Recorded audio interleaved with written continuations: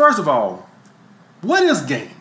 We're gonna cut the minutia. What is game? Game is this. This is what game is, guys. Game is my game plan to raise your interest till you sleep with me. That's what game is. Mode 1. I have a game to seal this deal. That means that when I met this woman at Starbucks, she liked me enough to give me her number. She liked me enough to go on a date, but she don't like me enough to sleep with me. I have a strategy to raise her interest to get her to the point of sleeping with me. And if you're a purple pill guy, your game plan to get her to like you, to get in a relationship with you. All right, guys, that is what game is. That is why I do not like direct game. When any of you guys who you swear by direct game, the reason I don't like direct game is because direct game is the anti-game. What direct game is, guys, in a nutshell, what direct game is, I have no confidence in my ability to raise your interest in me other than my physical. So if you somebody who swear by direct game and just being straight up in front from the get-go, essentially what you're saying is, if you don't like me enough physically as is right now, I have no confidence in my ability to raise your interest with my mouthpiece. That is what direct game is. Now you can phrase it and you can try to break it down and do all the bullshit you want to. That is what direct game is. People who use direct game, the reason why they use direct game is because their ability to raise a woman's interest with their mouthpiece sucks. And so what they've came up with, since my game sucks so bad, bitch, either you want to fuck me for what you see me or I won't even waste my time because my game sucks. Oh, boy.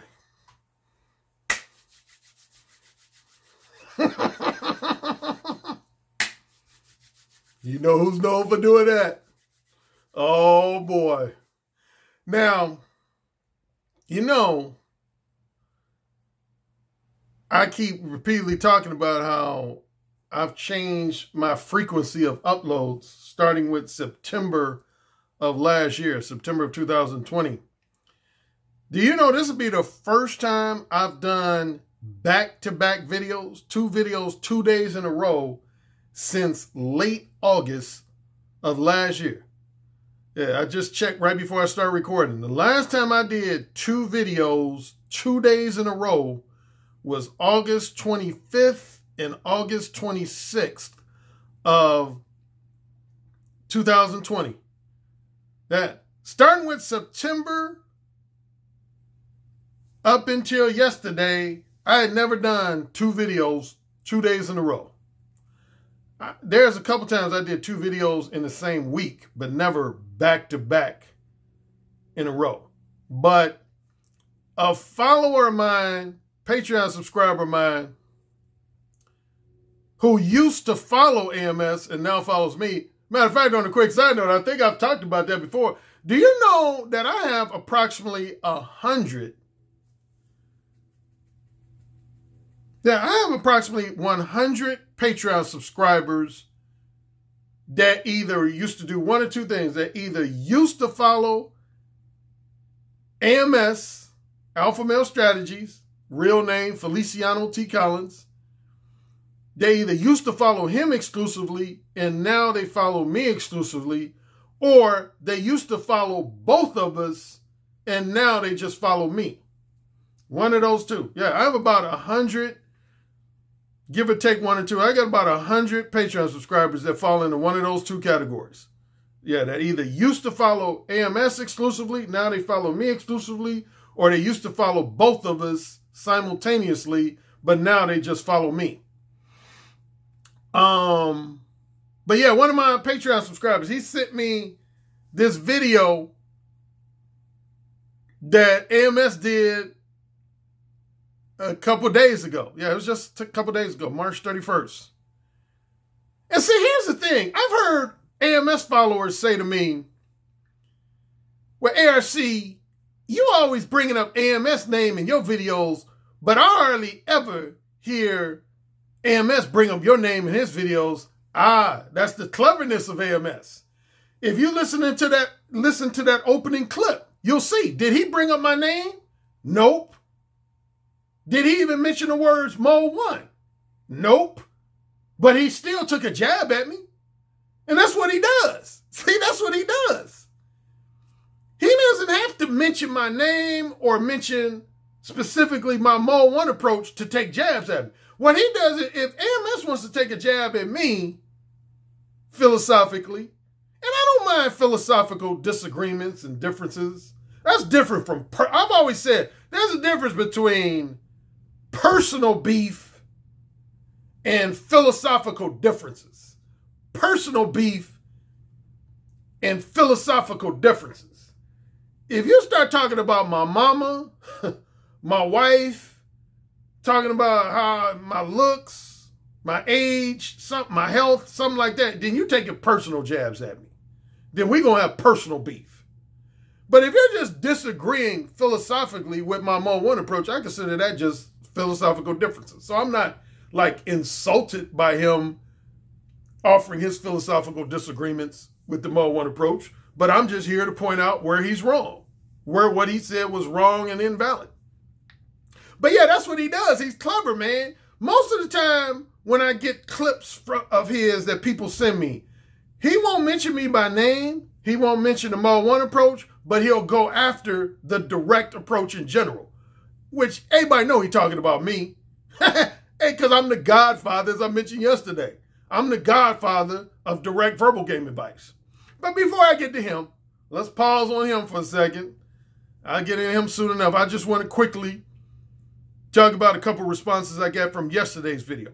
Now, I had a lot of people that liked that video. At one point, for a number of hours, I just had one dislike on that video. Just one, which is rare for me. At minimum, I always usually have at minimum at least 4, 5, or 6 dislikes on my videos, in addition to the likes I have. For a number of hours, really up until this morning, I only had one dislike on yesterday's video. Just one. Now I think I have like 3. But initially I had just one dislike. Just one dislike on that video. That's impressive. But yeah, one guy did write something. You won't be able to see it in the comment section because I deleted it. I had one guy, of all the positive comments I got on yesterday's video, I had at least one guy that tried to criticize me. He said, I don't have it directly in front of me because actually I deleted it, so I'm going to be slightly paraphrasing it. But essentially he said, and I think he brought up AMS too, interesting enough. He said, hey man, Alan, man, the ARC, the reason why you don't have as many YouTube subscribers and Patreon subscribers as other dating coaches such as AMS is because you don't really give real dating advice. You don't really give any real dating advice. What you do, most of your videos are you defending yourself against criticisms from people, defending yourself against criticisms and insults from people, you just talking about, Mode 1 and why you think it's effective. And what else did he say? Oh, and direct and indirect. And you just talking about how being direct is much better than being indirect. That's all you talk about. These are those 3 things. That's all you talk about is you all your videos are either you defending yourself against a wide variety of criticisms and insults from your haters and critics. Number 2, you talking about how great Mode 1 is and how you're the originator of Mode 1. And number 3, just generally why you think direct game is better than indirect game. But he said, here's what you don't talk about. I don't know why you call yourself a dating coach because you really don't give guys advice on what to do or not do on a date. And in his defense, I've heard that criticism before. Like, I can think of two prominent people in the manosphere, one in the white manosphere and one in the black manosphere, who actually said that about me. I don't really want to mention their name. One guy, the white guy, I don't have a problem with him, but the black guy, me and him are not on good terms anymore. I don't want to mention his name. But yeah, both of them once said a couple years ago, they said, Alan Roger Curry really shouldn't call himself a dating coach. He should more so call himself just a conversation skills coach or a verbal communication skills coach or a verbal seduction coach, but he shouldn't call himself a dating coach, because the main reason why is because he really doesn't give you any advice on going out on a date. That's, to me, both these guys said, in my opinion, a dating coach is somebody that's supposed to give you advice on what to do, what not to do, what to say, what not to say while out on a date with a woman. That, to me, that's what a dating coach should do. So that's what this guy was saying. He said, the guy who criticized yesterday's video, he said, man, you don't really give no advice to men about what to do or not do on a date. So why should guys listen to you, man? You not really, I don't even know why you call yourself a dating coach. You don't give any advice along those lines. Okay, let me quickly address that. You're right. And I'm going to tell you one of the reasons why. Now, I've always said I respect dates. Guys going out on dates with women, if they're going out on a date with a woman that they see as their future long-term girlfriend or future fiance and wife. That's when I have no problems or criticisms with guys going out on dates with women. If you're with a woman that you look at as potential long-term girlfriend material, and you think there's a high possibility that this woman will ultimately become your fiance or your future wife, that's when I have, number one, that's when I have no problems or criticism with guys going on dates. And number two, I have given guys advice, maybe not publicly on YouTube, but I have given guys advice in that area. But as most people know who've been following me a minimum of a year or longer, and definitely if you've been following me for 3 or 4 years or longer, you know this about me compared to indirect coaches such as AMS. If your objective is to engage in one or more episodes of short-term, non-monogamous casual sex, short-term, non-monogamous casual sex, I don't believe in no fucking date. Period.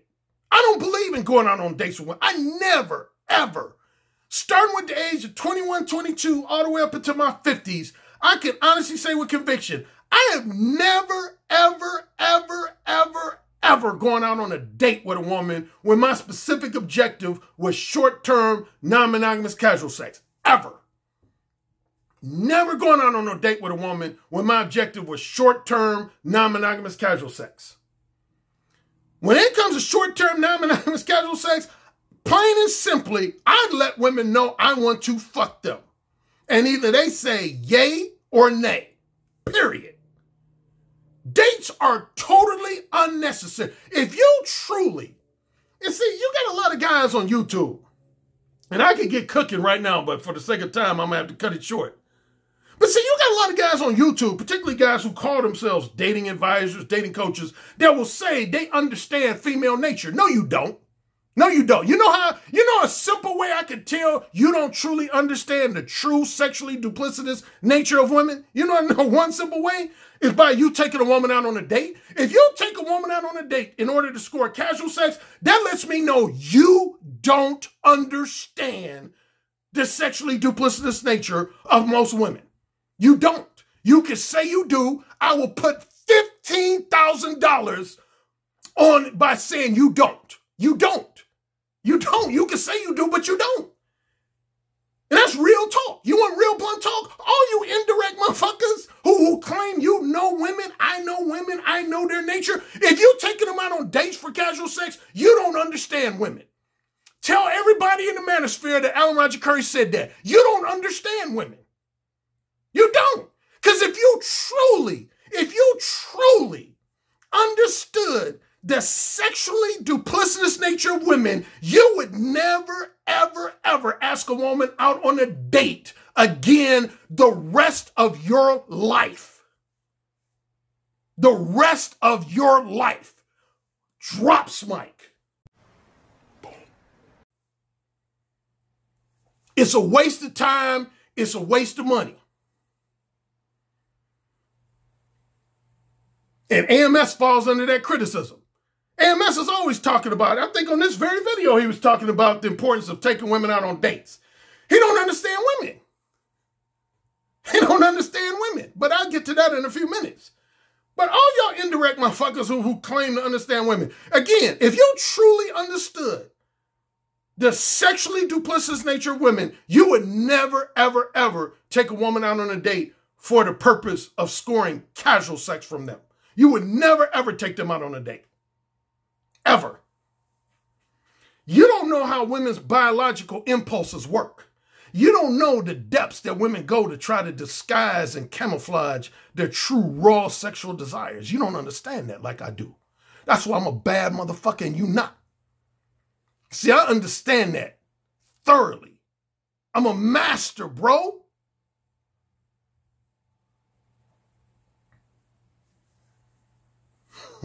I give you at least a glimpse of free game. And I talk about this all the time in my live streams, my Patreon exclusive live stream. Here's a simple way to look at it. If you were to really understand women in an overly simplistic way, most women are actresses, man.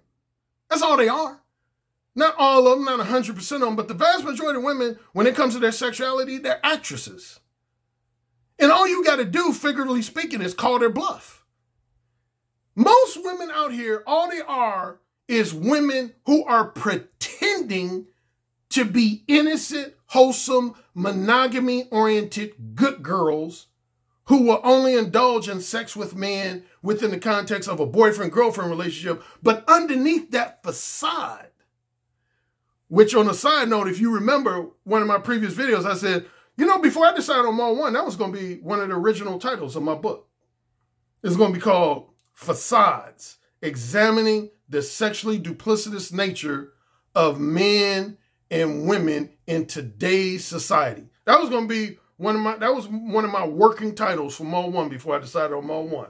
It was going to be called Facades, Examining the Sexually Duplicitous Nature of Men and Women in Today's Society or today's dating scene. Yep, that's what most women are, man. And see, indirect guys, I can tell they don't understand that.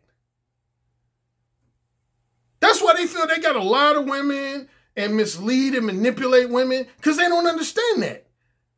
Most women out here, I don't know the exact percentage, but if I had to estimate, I would say 5 out of every 7 women in society is sexually duplicitous. 5 out of every 7 women you meet is sexually duplicitous.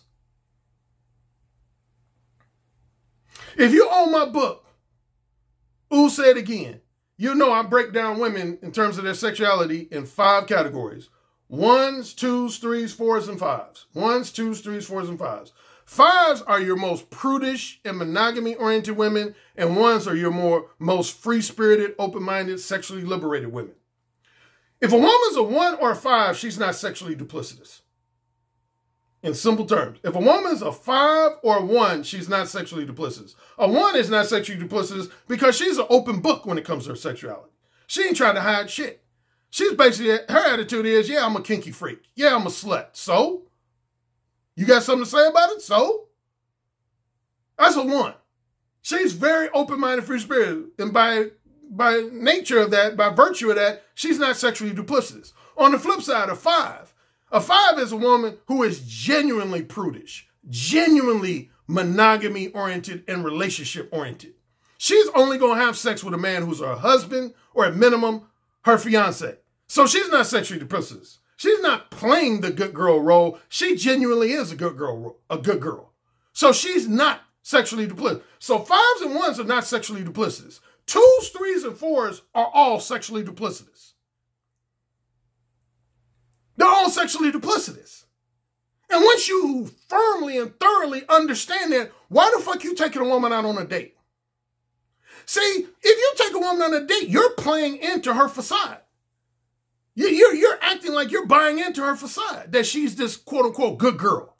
Man, I don't play into no woman's facade. I basically come at women like, bitch, I know you're not a good girl. I know you down to fuck casually. I know you are. You might be pretending like you this good girl with all these other guys and they buying into it, but this brother right here ain't buying into that shit. I know you're willing to fuck outside the context of a relationship. I know you are. That's how you come at women when you truly understand their sexually duplicitous nature. I see you let women know I see through your facade.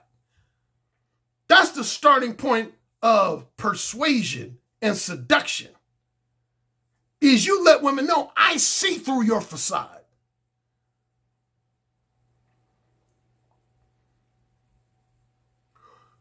So, without getting lengthier in response to this one guy's criticism, see, most of the advice this guy said, I don't give any real dating advice.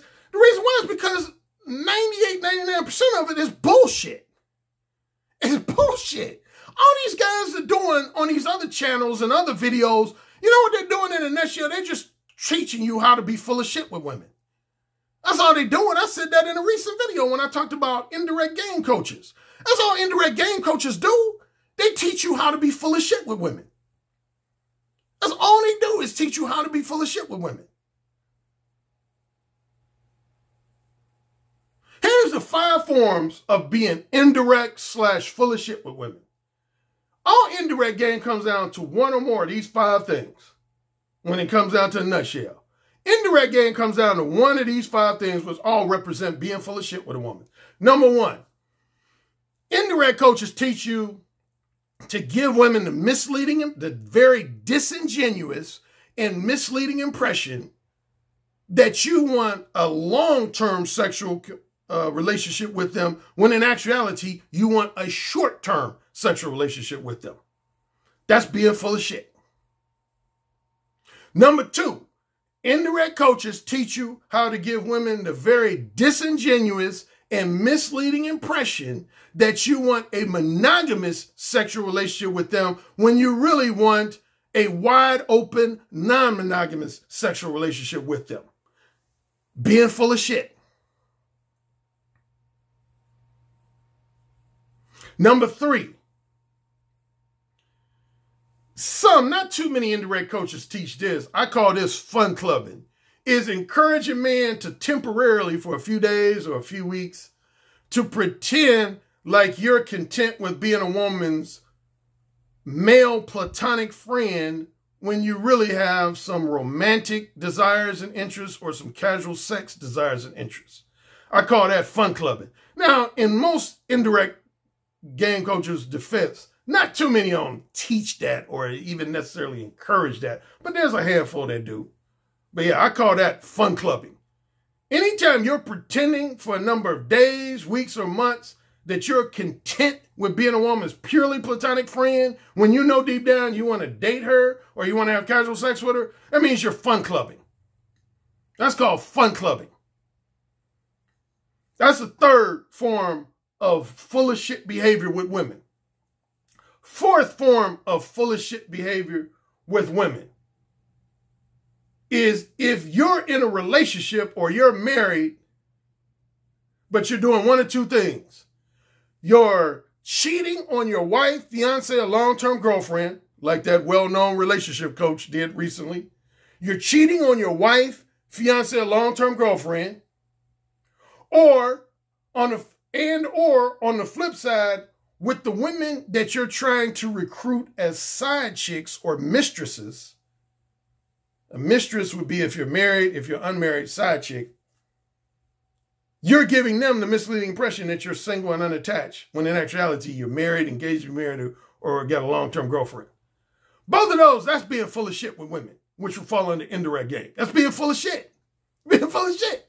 And just the 5th and final that encompasses all the previous 4 is you're just generally giving women the disingenuous and misleading impression that you desire, value, and appreciate their non-sexual companionship just as much, if not more, than you do their sexual companionship.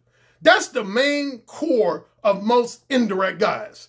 They love to give women the disingenuous and misleading impression that they desire, value, and appreciate a woman's non-sexual attention and companionship just as much, if not more, than that woman's sexual attention and companionship, when they know deep down they're really just interested in that woman's sexual attention and companionship. So you want to ask me, why don't I spend a lot of time on YouTube telling guys what to do on a date, what to not do on a date, what to say on a date, what not to say? If your objective is casual sex, you need to just grow some fucking balls. That's my advice. And that has been for the last 20 years. You need to be a man. God damn it. You need to be a man. You need to grow some fucking balls. Indirect game is for guys with no balls. Quote me on that. Tell the whole manosphere I said it. Indirect game is for guys with no balls. No real backbone. Verbal cowards. That's what indirect game is for. Liars, manipulators, verbal cowards. Period. End of story. Indirect game is for guys who prefer to be liars, disingenuous and misleading manipulators, and verbal cowards. That's what indirect game, that's the category of men that indirect game is for. No exceptions. Direct game is for men with balls, backbone, real masculinity. That's what direct game is for. Integrity, ethics.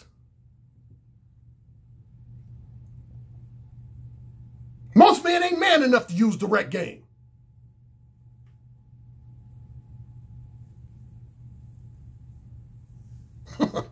Period. I want you to float that all around the manosphere. I want all the smoke. If you ain't figured that out already, give me all the smoke.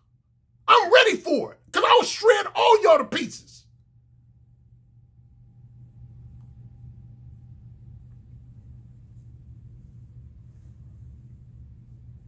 Now, the second thing I want to quickly talk about before I move on to dissecting AMS's commentary at the beginning of this video, and some of it I already have covered even in this opening commentary. But I had a guy say in my comment section in yesterday's video, he said something to the fact that ARC, I think Mode 1 is highly effective. Excuse me. But if Mode 1 is used improperly, it could produce bad results. And I co-signed with him. Because actually, I mentioned my father yesterday because yesterday was my father's birthday. You know, that was my father's number one assessment of Mode 1 before he passed away. You know, we had a few discussions about Mode 1 before he passed away in 2002. And that was my father's number one assessment. I asked him one day, basically, you know, what you think about my Mode 1 approach. And he basically said, slightly paraphrased, where he basically said, son, I have mixed feelings on your Mode 1 approach. I said, okay, what do you think is the good and what do you think is the bad? And the good was everything I've always talked about. You know, he said, I think, in so many words, he said, I think your Mode 1 approach will cut through all the bullshit when you deal with women, and it will eliminate any opportunity for women to engage you in manipulative head games. Those weren't his exact words, but essentially that's what he said. He said, so that's the plus of Mode 1. You cut through the bullshit and you pretty much neutralize women's ability to engage you in manipulative head games, particularly women who are not interested in you, i.e. manipulative time wasters. So he said, that's the biggest positive about your Mode 1 approach. He said, the biggest negative about your Mode 1 approach is, he said, I believe there's some guys, they're not going to thoroughly read your book. They're not going to thoroughly read it. They're not going to thoroughly understand it. And as a result, they just going to become a verbal loose cannon. They're going to become a verbal loose cannon. And he said that can potentially lead to some disastrous results. So, in regards to what that guy said, I agree. Now, another guy came in and responded. He said, well, Alan, I thought Mode 1 was just about being upfront and straightforward with women about your romantic or sexual desires, interests, and intentions. What could go wrong with that? How can you use Mode 1 improperly? Well, for the sake of time, I want to get to this AMS stuff. But in a nutshell, here's the two ways that Mode 1 can be used improperly in real overly simplistic terms. Is on one end, if you're too passive with it. If you're too passive with Mode 1, you're not straightforward enough, you're not specific enough, you're not provocative enough, then you're using Mode 1 improperly because you're essentially being Mode 2. Like, I had a guy roughly about 2 months ago. I was on these two women's live stream, Concrete Rose and Sister George. They call themselves the breakdown from a woman's perspective. And there was this young brother that asked me, he said, Alan, last week I hooked up with this woman and I like to believe I was Mode 1, but actually I'm not sure. Can you give me an assessment? I said, okay, tell me how the interaction went down. And he basically said he met this woman that he was attracted to, and he said, hey, I'm really attracted to you, and I think we should hang out sometime. And she said, okay, here's my number. Then when they talked on the phone, she invited him to come bowling with her. And then they had a lot of entertaining small talk while they were bowling. And then she was the aggressive one at the bowling alley. She said, hey, why don't you come back to my place? Or why don't I come to your place so we could have sex? And he said, sure. And then he simply asked me, he said, okay, was that Mode 1? I said, no. I said, the woman that you interacted with, she was Mode 1 with you. She was Mode 1 with you, but you were not Mode 1 with her. He said, oh, really? Okay, I was kind of thinking that, but I wasn't sure. I said, no, if you just ask a woman to hang out with you, that ain't Mode 1. Hang out is too general, too vague and ambiguous. What does that mean? Hang out and do what? That ain't Mode 1. So anyway, without getting on a long digression, that's number one way you can misuse or improperly execute. The number one way you can misuse or improperly use Mode 1 is when you're not really being Mode 1. You're essentially being Mode 2. I've had a few guys over the years that thought they were being Mode 1 with a woman, but when I examined everything they said to the woman, I was like, no, you weren't Mode 1, you were Mode 2. You were Mode 2. Let's put it this way. Anytime a woman has to either guess or assume that you want to date her or have casual sex with her, she doesn't know it for a fact. She has to either guess it or assume it. You're not Mode 1. Period. You're not Mode 1. When you're Mode 1, there is no guessing or assuming on behalf of the woman. There's no guessing or assuming on behalf of the woman. They know exactly why you really want to share their company. That's either because you want them to become your next long-term girlfriend or you want them to become your next casual sex lover. One of the two. The reason why most men want to share a woman's company is because they either want that woman to become their next long-term girlfriend and possibly their future wife, or they want that woman to become their next casual sex lover or polyamorous sex lover. One of the two.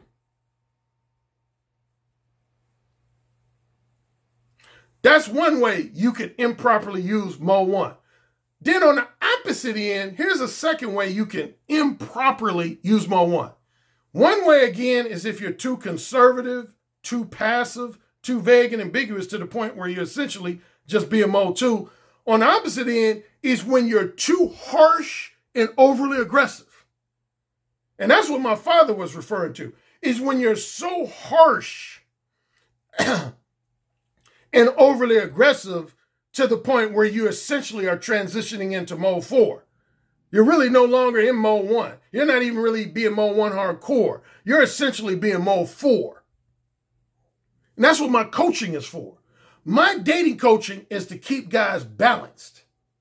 Matter of fact, speaking of that, the only guys who relate to this analogy is guys who play video sports game, and more specifically Madden. But as most people know, I used to be a well-known figure in the Madden community. And on the current version of Madden, on both offense and defense, they have these different coaching adjustments you can make. And like, for example, a defensive back, it'll give you 3 choices: to play the ball aggressively. Second option is to be balanced. And his third option is to be real conservative. And there's pros and cons to each. See, I'm all about keeping guys fairly balanced. I don't want you to be so passive and vague and ambiguous to the point where you're being mode 2 instead of mode 1. But I don't want you to be so harsh, antagonistic, and aggressive to the point where you're being mode 4. I want you to be somewhere in the middle, which is mode 1. Mode 1 is in the middle between mode 2 and mode 4. If you're in the mode 4 zone, that means you're being too verbally harsh, too antagonistic, too overly aggressive. And that would represent improper mode 1 use. So to that guy who said, how can mode 1 be used improperly? Those are the 2 ways. You can either be too conservative, too passive, or you can be too harsh, antagonistic, and too aggressive. Now, let's get to my man, AMS. See, I've been over the last few weeks and few months been paying attention to a lot of people doing podcasts and live streams, either promoting game or insulting the concept of game. If you own my most recent book, No Free Attention, you'll know that I'm not a fan of that word in general. Even though I do use it, generally speaking, I say in the book, I'm not a fan of the word game. Why? The main reason I'm not a fan of the word game is because typically when people are talking about using game with women or running game on women, they're basically talking about being a combination of dishonest, disingenuous, and misleading and manipulative. Dishonest, disingenuous, and misleading and manipulative. And you know, I'm anti all that shit. So if that's the type of game guys are talking about, AMS was right when he said that comment, that he said direct game is really anti-game. For the most part, he's right. Because again, I generally define game as some form of some tool of manipulation. You're trying to manipulate a woman. But that's the reason why there's so many debates and disagreements on game, is because different people define game differently. I've always said that. If you ask 10 people what their definition of game is, you're going to get at least 4 or 5 different responses. Different people define game differently. I'll just stick to me and AMS. You heard AMS' definition at the beginning. Here's what he said game is. He said game is when you have a set of strategies, which I guess contributes to his pseudonym, alpha male strategies, which they're really not. They're really beta male strategies. But that's another story for another video. But he basically defined game is when you have a set of strategic measures to cause a woman who has a very low sexual interest in you to raise her interest so that she has high interest in engaging in sexual relations with you. That's what he defines as game. Is when you meet a woman, let's call her Lisa. You meet a woman named Lisa, and when you first meet her, let's say on Thursday, you meet a woman named Lisa on Thursday, and let's measure interest on a scale from 1 to 10. So let's say you meet Lisa, and when you meet her on Thursday, her level of interest in having sex with you is at a 2. And then you take her out on a dinner date or lunch date 2 or 3 times. You talk to her on the phone, and say roughly 1 week later, that following Friday or Saturday, now her interest in having sex with you is at a 7, 8, or 9. That's what AMS defines as game. That's what he defines. And he said it. You could go back and listen to the opening comment. That's what he defines game as. It is essentially being able to raise a woman's sexual interest in you. That's no surprise, because if you own his second book, his second dating advice book, which I do. See, I'm supporting the brother. I own I own 2 of his 3 books. I own his very first book that came out in 2018. And then I own his second dating advice book that came out in fall of 2019. The only book of his I don't own is his book, the money-oriented book. He got a book that centers on improving your degree of financial success. I don't own that book. I have no interest in that book. But yeah, he says that in his second dating advice book. The same thing he said, a lot of stuff he says in that opening comment of this video, he says in his second dating advice book. And it's in the chapter actually where he's criticizing direct game. Yeah, there's chapter 65. It's called Why I Don't Like the Direct Approach. And anybody know he's really talking about me, but he calls it just simply the direct approach. You know, I have that trademark now, just on a side note. Yeah, I got that trademark in 2019. Direct approach dating and direct approach dating coaching. I own that phrase, actually. I do. Seriously, I own that. When you trademark something, that means you own it. I own Direct Approach Dating, which is my website, directapproachdating.com, and Direct Approach Dating Coaching. That's not only copyright, that's trademarked. I had to pay almost $2,000 for that trademark. I own Mode 1 Dating, Mode 1 Dating Coaching is trademarked by me. The 4 modes of verbal communication is also trademarked by me. Anyway, that was just a quick side note. But yeah, so that's how he defines game. And again, I respect that people like to define things differently. So I ain't going to say he got to define it just like I do. But here's the deal, man. Here's what's basically just ridiculously invalid about what AMS said. The biggest thing that was ridiculously invalid was when he said, if you use direct game, i.e. mode 1, that means you don't have an effective mouthpiece. Of all the things he said, that was the one thing that stuck out to me, was when he said, if you use direct game, i.e. my mode 1 approach, that means you have an ineffective mouthpiece.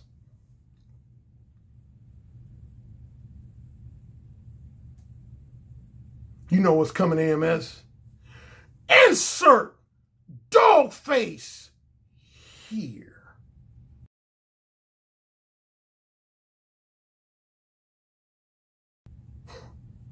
Naked. Naked. And I hate to use the N-word, but I just got to use it here. Naked. So you trying to suggest that a guy who's indirect has a more powerful and effective mouthpiece than a guy who's direct like myself? Stop using drugs. Stop drinking. That's my advice to you, AMS. Stop using drugs. Stop drinking. Because you got to be doing one of the two if you believe an indirect motherfucker has more mouthpiece game than a direct motherfucker. Again, I'm limited for time, so I'm not going to be able to go as detailed as I want to go, but I'm going to just put it like this. See, this is what indirect guys try to, this is how they get their clients and their followers and their subscribers. They try to get you to believe that dishonest behavior, disingenuous behavior, and misleading and manipulative behavior is synonymous with persuasive and seductive behavior. That's what most, if not all, indirect guys do. They try to get you to believe that being dishonest, disingenuous, misleading, and manipulative is the same as being persuasive and seductive. No, it's not. No, it's not. No, it's not. And I pointed this out on previous videos. No, it's not. There's a difference between persuading and seducing a woman to have casual sex with you versus manipulating a woman into having casual sex with you. Here's an example of the difference. Let's say you meet a woman, I always use the same names over again. Linda, Michelle, Tanya, Lisa, Tiffany. Let's say Tiffany. You meet Tiffany. Woman named Tiffany. And your objective is to engage in one or more episodes of short-term non-monogamous sex with her. And you get to talking to her, and she basically says in one way or another, no, I'm sorry, I don't engage in casual sex. I only engage in sex with a man who's my long-term boyfriend, somebody who I truly care for and we're committed to each other. And you say, oh, okay, well, hey, let me take you out on a few dates. Let's get to know each other and see how things go. And she says, oh, okay. So you take her out on 2, 3, 4, 5 lunch dates, dinner dates, talk to her on the phone. And without getting too much detail, you basically end up giving her the misleading impression that you're open to becoming her next long-term boyfriend. You either flat out say that, which will put you in the mode 3 category, or you don't say it, but you imply it, which would be mode 2. Is that seduction? Is that truly raising a woman's interest in you? Fuck no. You're just manipulating that woman. You're getting her to become more motivated to have sex with you by giving her the misleading impression that you want her non-sexual attention and companionship just as much, if not more, than her sexual attention and companionship. That's all you're doing. That's all you're doing. That ain't seduction. That's manipulation. There is no correlation between seduction and manipulation. That's manipulation. You're lying to the woman. You're either lying by commission or you're lying by omission. One of the two. If you're lying by commission, you're mode 3. If you're lying by omission, you're mode 2. Persuasion and seduction is if I approach Tiffany and I let her know I want to have casual sex with her. She says, no, Alan, I'm sorry. I only engage in sex with guys that I'm in a relationship with. And remember what I was saying earlier about if you truly understand the sexually duplicitous nature of women, you know most of them are actresses. You look them dead in the eye and you say, yeah, right. So you telling me you ain't never had no dick from a guy outside the context of a relationship? Well, yeah, well, nothing. You know you want to get fucked. You know you want to get fucked. It don't matter if I'm your boyfriend or your casual lover. You know you want some good dick. Do you or do you not want some good dick sliding in and out that pussy, making you come? Making you come on my dick. Well, I mean, I don't want to be called a slut. Who said I'm going to call you a slut? I'm a private, confidential, discreet guy. I don't talk about my sexual business with other people. Well, I mean, I don't really know nothing about you. What you need to know. What you need to know about me. Tell me what you need to know. You need to know my favorite color, my favorite food, my favorite movie. What you need to know before I slide my hard, juicy dick all up in that pussy and make you come all over my dick. What you need to know. Well, you ain't taking me out to dinner. Why I need to take you out to dinner? What does food in your stomach have to do with your pussy getting wet? Huh? What does food in your stomach have to do with your pussy getting wet? Nothing. You nasty. So? You kind of full of yourself. So? What time do you want me to come over your place? Well, I ain't going to be home tomorrow. I didn't say tomorrow. I said, what time? What day and time you want me to come to your place? Okay, Saturday. You can come on my place at 8 o'clock. Okay, I'll see you then. That's seduction, motherfuckers. I didn't lie to that woman about shit. I didn't mislead her into believing I want to be her next long-term boyfriend. I just broke her the fuck down.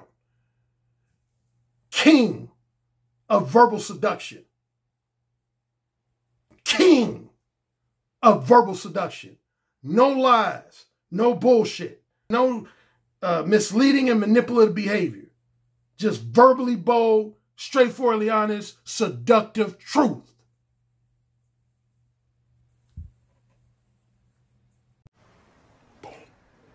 Yes, sir. Say it again. Yes, sir. Who's the king? Alan, you're the king. Say it again. Alan, you're the king. You're dominating me. Say it again. Alan, you're dominating me right now. Mode 1. Mode 1. Daddy, can I go, please? You're the king. Say it again. Oh, you're the fucking king. Yes. Yes. Yes. You're the king, Alan. AKA the king. of verbal seduction. You know, it's the tone of your voice, how seductive your intonations are, the vibrations that you could just reach out over the phone lines and stroke a woman's breast just by the sound of your voice, how you could make her pussy so wet just by the sound of your voice. That's actually very hot. So you said my show was what? I said your show is powerful. Oh, say it again. Your show is powerful. I bet the king would fuck me really good. Who's the king? Alan Roger Curry. Oh, yeah. Who's the king? Alan Roger Curry. The king. The king. The king. I have to agree with you on the communication piece, because I actually did take a session with Alan Roger Curry, and he gave me a line that I did not think was going to work, and it worked. And I was like, what the fuck?